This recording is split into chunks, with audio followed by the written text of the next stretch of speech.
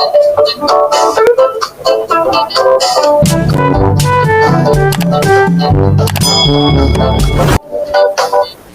day mga kaguro! Here is our new Race Plus weekly learning plan for blended learning.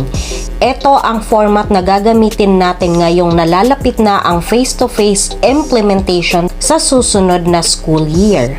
As per DepEd Order Number 17 Series of 2022 or the Guidelines on the Progressive Expansion of Face-to-Face Classes, weekly learning plan is an outline of home-based activities and classroom-based activities that guide both the teachers and learners in the attainment of instructional objectives aligned with the MELCs or most essential learning competencies during the limited face-to-face classes.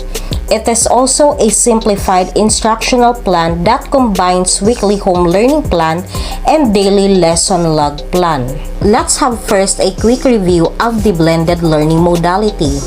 Blended learning is a combination of both modular, online or offline, and the traditional class.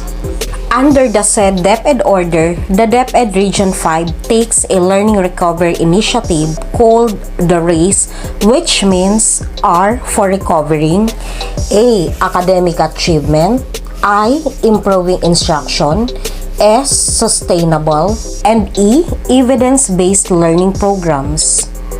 So here's the parts of the plan. We have the learning area. Ito yung mga subject areas na handled natin by grade level, day and time, yung araw at oras na itinatagal ng isang lesson, materials and references na ginagamit mo during the conduct of your lesson, learning competencies. These are the specific applied skills and knowledge na dapat matutunan ng bata.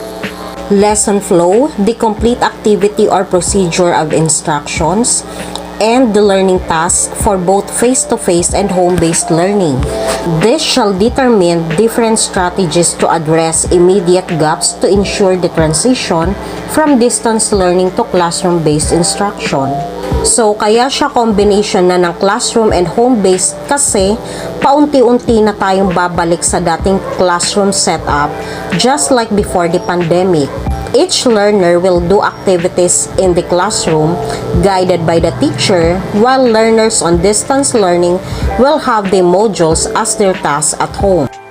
The flow of the RACE Plus format will be R for review, A for activate, I for immerse, S for synthesize, E for evaluate, and plus for the assignment. So, for the first part of the lesson, which is review, sa face-to-face learning, yung balik-aral or recalling of the past lessons or activities na ginawa nila sa bahay to assess kung naintindihan or nakuha nila yung past lesson before proceeding to the next lesson.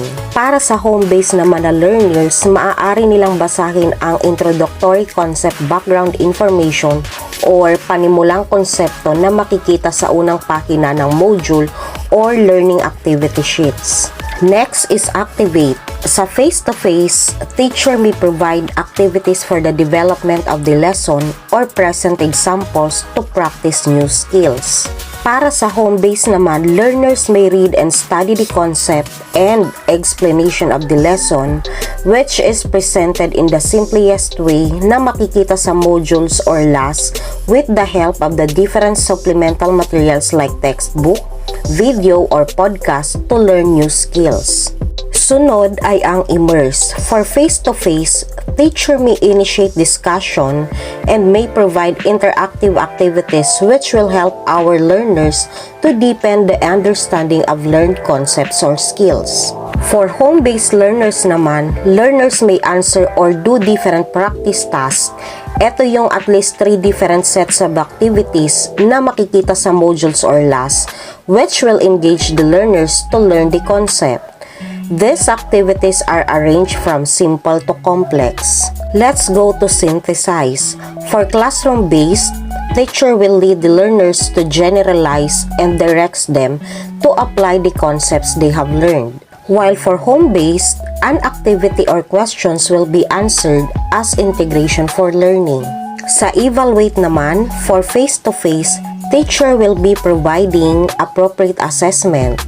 It may be through paper and pen or performance activity. For home-based learners naman, post-test can be given to learners to check pupils' learning. And last but not the least is the plus. For both classroom and home-based learners, teacher may give assignment for enhancement or reinforcement for learners. Here is an example of weekly plan for blended learning in English 5 using the RACE Plus format for Quarter 4 Week 1.